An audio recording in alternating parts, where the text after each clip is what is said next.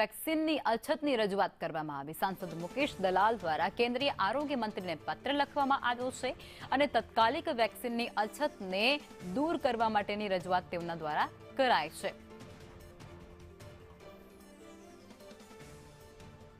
સંવાદદાતા મનીષ જોડાઈ ચૂક્યા છે।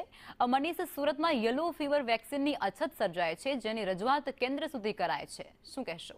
जी बिल्कुल, बात करिए तो सूरत में येलो फीवरनी जो रसी है ते वेक्सिन है ते सूरतनी नवी सिविल होस्पिટલમાંથી આપવામાં આવતી હોય છે ત્યારે આની અછત સર્જાઈ છે ત્યારે સાંસદ સુરતના છે મુકેશ દલાલે તેમણે આરોગ્ય મંત્રીને પત્ર લખ્યો છે અને વેક્સિનની જે અછત છે તે તાત્કાલિક અછતથી દૂર કરવાની માંગ કરી છે કારણ કે જે વિદેશે પ્રવાસે જતા હોય છે અને આ પ્રવાસ દરમિયાન જે યલો ફીવર થતો હોય છે તો આ વેક્સિન મુકાવી ખૂબ જ જરૂરી છે અને કમ્પલસરી છે, પરંતુ આ વેક્સિનને લઈને લોકોની વારંવાર રજૂઆત આવતી હોય છે કે સિવિલ હોસ્પિટલમાં આ વેક્સિન ખૂટી ગઈ છે, એટલે સુરતના સાંસદે અત્યારે પત્ર લખીને માંગ કરી છે કે જે અછત છે તે પૂરી કરવામાં આવે। જી લખમાં મનીષ।